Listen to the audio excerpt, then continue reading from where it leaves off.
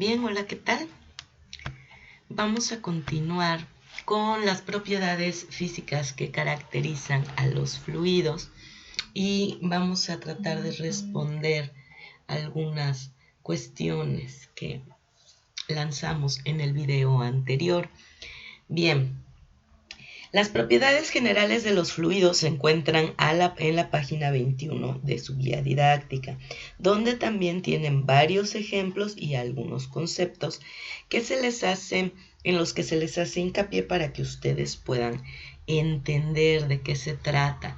La tensión superficial, la cohesión, la adhesión o adherencia, como viene en su libro, la compresibilidad, la presión, la capilaridad, la densidad y el peso específico, que son las que vamos a ver en este curso y que se encuentran también definidas aquí en esta parte. Bien, la tensión superficial pues es causada por la fuerza de atracción que ejercen las moléculas que se encuentran en la superficie de un líquido.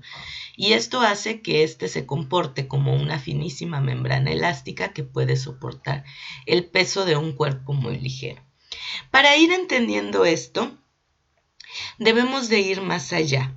No es nada del otro mundo, no es nada difícil, pero quizá nos hace falta verlo.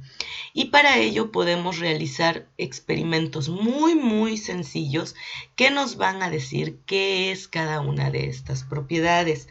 Miren, aquí hay algunos videos que nosotros podemos consultar para poder entender acerca de qué es lo que estamos hablando. Bien, en este video, por ejemplo, vamos a ir viendo algunas de las propiedades. Propiedades de los fluidos. Esta se encuentra dentro de la mecánica de fluidos, que es aquel que estudia el comportamiento de los fluidos, ya sea que estos se encuentren en reposo o en movimiento. Como definición de fluidos tenemos que es todo cuerpo que tiene la propiedad de fluir, carece de rigidez y elasticidad. También toma la forma del recipiente en el que se encuentre. Un claro ejemplo es un vaso con agua. Vamos a empezar con las propiedades de los fluidos. La primera propiedad a explicar es la compresibilidad.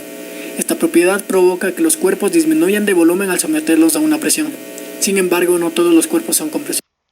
Bien, aquí estamos viendo la compresibilidad de los cuerpos, ¿sí? Quiere decir que se comprimen, su volumen disminuye la misma cantidad de materia en un volumen más pequeño, porque se comprime como una esponja que la pueden meter en algo muy pequeñito porque se comprime, ¿ok? Es la misma esponja, solo que en un volumen mucho más pequeño. Ok, vamos a ver el ejemplo. Les recomiendo que realicen estos ejercicios. Son ejercicios muy sencillos.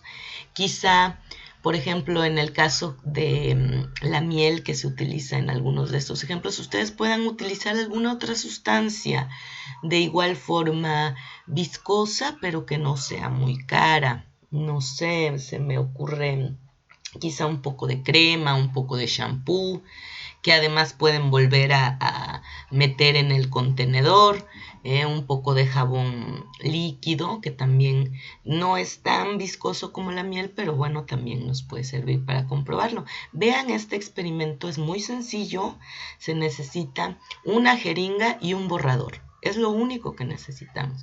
Entonces, para que ustedes se acuerden de estas características, vayan haciendo estos experimentos y anoten sus conclusiones, ¿sí? Tenemos el ejemplo de compresión de aire. Aquí vemos cómo se comprime el aire con una jeringuilla y ocupa un menor volumen. Sin embargo, al realizar lo mismo con el agua, esta no se comprime. Como dije, no todos los cuerpos o fluidos son compresibles. En cuanto a viscosidad, tenemos que es una medida de la resistencia del fluido al corte cuando el fluido está en movimiento. Bien, para la viscosidad. La viscosidad es una medida o es la resistencia del fluido a fluir precisamente, ¿no? Porque la cajeta, vamos a pensar en la cajeta, y que haga unas carreritas con, podríamos tener en el otro extremo, miel de maple. ¿Cuál ganaría en llegar hacia abajo en una superficie inclinada? ¿La cajeta o la miel de maple? Bueno, yo estoy segura que contestaste la miel de maple porque la cajeta es muy, muy viscosa. Entonces es la resistencia a fluir. Ve este ejemplo. En este ejemplo tenemos dos vasos con fluidos diferentes. El uno es miel y el otro es agua. Tienen niveles de viscosidad distintos. Aquí atravesará más rápido el que menor nivel de viscosidad tenga. En cambio, el que demore más es el que mayor nivel de viscosidad tiene. La tensión superficial es causada por los efectos de las fuerzas intermoleculares que existen en la interfase. La tensión superficial depende de la naturaleza del líquido, del medio que le rodea y de la temperatura. Un claro ejemplo podemos observar al meter una aguja en el agua. Esta queda flotando debido a que, como ya habíamos dicho, depende de la temperatura y el medio que lo rodea.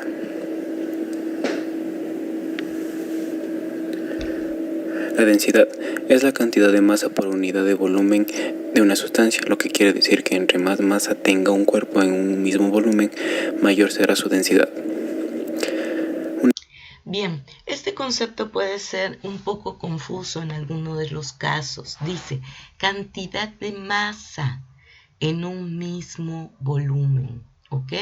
Entre más masa por unidad de volumen haya, más grande será la densidad. Entonces, por ejemplo, en los líquidos o en el agua, ¿qué cantidad de masa hay? Esa es una buena pregunta. Les sorprendería saber la respuesta. ¿Y en la miel qué cantidad de masa hay? ¿Toda es masa? ¿Por qué es la densidad? ¿Por qué una densidad es mayor que otra? Eso es lo que debemos de entender. Debemos de saber que no todos los fluidos son iguales. Lo estamos viendo, ¿ok? Quizá no habíamos reflexionado acerca de esto, pero ¿por qué una densidad es más grande? O, por ejemplo, hay un video muy bueno acerca de un experimento de un disparo bajo del agua. ¿Ustedes dejarían que les dispararan bajo del agua? Sí, no, ¿por qué? Reflexiónenlo. Y tiene que ver con este tema. Ahora, traten o intenten hacer este experimento. Quizá pueden sustituir la miel, les decía, por otro líquido un poco menos o un poco más fácil de conseguir, otro fluido más fácil de conseguir, pero de igual manera que tiene que ser viscoso. Un ejemplo aquí tenemos al combinar un poco de miel, un poco de agua con un poco de colorante y lo difundimos. Al añadir también un poco de aceite, podemos observar que cada una mantiene su densidad, por lo tanto estas no se mezclan. El volumen específico es el inverso de la densidad y se define como el volumen ocupado por la unidad de masa del fluido. El peso específico es el peso del fluido por unidad de volumen, donde cambia de lugar dependiendo de la magnitud de la aceleración de la gravedad. Y la gravedad específica indica la densidad de un fluido respecto a la densidad del agua a temperatura estándar. Bien, vamos a llegar hasta ahí porque lo único que queremos entender hasta este momento son los conceptos de las propiedades. Una vez que ustedes hayan hecho el experimento y contestado las preguntas de su guía didáctica, suban por favor el reporte de la práctica, es decir, las preguntas contestadas, a su Classroom, en su libreta, ya saben, con el nombre en los 3 lados de la hoja.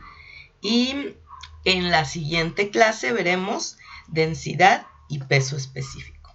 Bien, muchas gracias y nos vemos en la siguiente sesión. Espero que si tienen dudas, no piensen que no pueden hacer las preguntas necesarias. Cualquier pregunta, pues ya saben, envíenme un mensaje y espero poder aclararlas. Nos vemos en la siguiente sesión.